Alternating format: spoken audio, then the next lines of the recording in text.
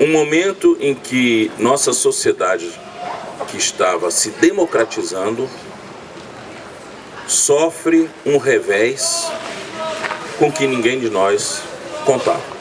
Nós achávamos que muitas das coisas que hoje estão aflorando já estavam superadas.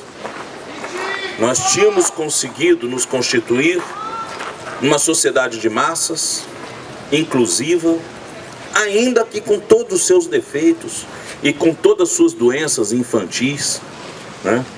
Como as péssimas alianças que tinham que ser feitas para garantir um mínimo de estabilidade ao governo no Congresso. Mas o que nós hoje vemos aqui no Brasil é um dos piores quadros, é o alastramento de um fascismo na forma de violência estrutural. Uma violência estrutural, né, é aquele tipo de violência que não tem autor certo, está espalhado na sociedade. Né? É uma expressão que foi cunhada por um sociólogo sueco chamado Johan Galtung. Né? A violência estrutural, ela não tem um ator certo. Ela está dentro da sociedade. Por exemplo, os preconceitos em relação a mulheres, a homofobia espalhada na sociedade, o discurso machista, são tudo formas de violência estrutural. Não é isso? As pessoas muitas vezes não se dão conta de que seu discurso é violento, a tal ponto que se embrutecem com esse tipo de prática, fazendo piadinhas às vezes completamente fora do lugar, que não são piadas para a gente rir, e sim piadas para a gente se indignar. O que é o fascismo? O fascismo é uma prática política oportunista. Ela se alimenta das fobias coletivas. O fascismo, ele existe e ele emerge no momento em que uma sociedade se encontra num momento de insegurança. Quando uma sociedade está com medo do seu futuro, inseguro quanto ao seu presente. Nesses momentos, o fascismo promete uma visão de povo artificial. Somos o povo, somos a nação. E oferece, diante da escolha de um alvo, um bode expiatório. Esse bode expiatório pode ser o judeu, o bode expiatório pode ser o índio, o bode expiatório pode ser o comunista, o bode expiatório podem ser os estudantes, o bode expiatório pode ser até o corrupto. Se escolhe alguém como alvo para mobilizar ódio e indignação. E se promete populisticamente soluções não realizáveis. Como, por exemplo, de que prendendo meia dúzia de empresários se vai acabar com a corrupção no Brasil. Isso é fascismo. Isso é fascismo. Com todos os seus elementos. É assustador. Nossa sociedade está respirando fascismo. Então, não é de se estranhar que só ontem, nós acordamos sabendo que um pai assassinou seu filho a sangue frio, premeditadamente, porque o filho estava fazendo parte do movimento das ocupações. E depois esse pai desesperado, talvez caindo em si da sua ira incontrolada, se dá um tiro na cabeça. Começamos o dia assim.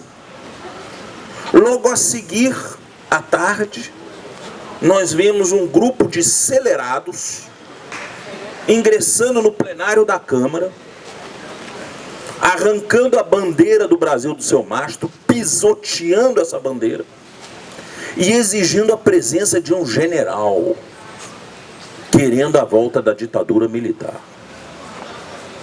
Mas não foi só isso, não. Logo a seguir, nós vemos no Supremo Tribunal Federal 2 ministros batendo boca, sendo um deles muito bem conhecido de todos, Gilmar Mendes, aquele que foi assaltado aqui na praia, né, por um garotinho que foi maltratado pela polícia porque era um pobre coitado, né, chamando o seu colega de tudo, faltando simplesmente com decoro dentro do plenário. E não foi tudo não, teve mais ontem. De noite, numa manifestação em frente do Palácio do Alvorada, um senador manda seu motorista passar por cima dos manifestantes. Isso só no dia de ontem. Só no dia de ontem. As instituições perderam o respeito por si mesmas. As instituições deste país estão tendo um tipo de conduta típica para botequim. E é claro que num botequim, quando há briga, voam as garrafas e os sopapos. As instituições estão perdendo a vergonha na cara para tanta coisa acontecer. E isso está corroendo o nosso tecido institucional, que é a coisa mais grave. É um caminho para a gente se formar aqui num Estado falido. Se o tecido institucional está roto, o Estado entra em falência funcional. Ele se torna disfuncional para uma sociedade. É assim que começam os Haitis, as Somálias, os Tchads, não é isso? São estados que deixam de atender a sociedade. Infelizmente, eu hoje tive uma lembrança de um acontecimento que se deu na década de 70, final da década de 70, quando o tenente-coronel Tenreiro tomou de assalto as cortes em Madrid, exigindo a restauração do franquismo. Pois bem, Almirante Tenreiro foi preso, expulso da Guarda Nacional e levou uma pena de prisão altíssima. Ele e todos os seus asseclas que participaram daquele assalto. Aqui no Brasil, os acelerados que ontem invadiram a Câmara dos Deputados, que estava num processo de discussão, de votação, quebrando a porta de vidro, dando sopapos nos seguranças, foram ouvidos pela polícia parlamentar e depois soltos, levados para casa. Nós estamos num momento que as instituições realmente não se dão respeito. Essas pessoas eram, sim, para pegarem uma prisão preventiva, porque eles são um risco à ordem pública. É um caso típico de artigo 312 do Código de Processo Penal. Mas não, são soltos. Agora, se fosse o movimento dos sem-teto, se fosse o movimento dos sem-terra fazendo isso, invadindo o plenário, exigindo o fim dessa legislatura golpista.